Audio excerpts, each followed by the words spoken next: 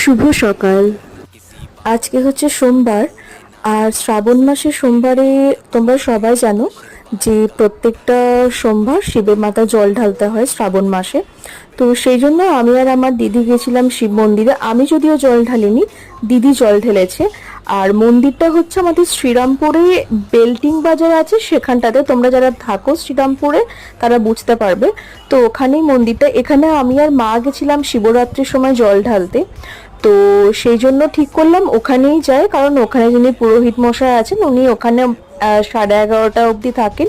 তো সেই জন্য ডিসাইড করা হলো যে ওখানে যাব, কারণ আমাদের আরো একটা মন্দির আছে বাড়ির কাছে, ওটাতে একটু ভিড় হয়। তো সেই জন্য দিদি আর আমি গেছিলাম সকালে। ও স্নান টান করে পুজো দেওয়া গেছিলাম। চারিদিকে শুধু দেখি তারকেশ্বর যাওয়ার জন্য ভিড়। তো কখনো সুযোগ হয়নি তারকেশ্বর যাওয়ার এই টাইমটাতে। পরে যদি কখনো সুযোগ হয় অবশ্যই যাব, এটা আমরা ঠিক করেছি।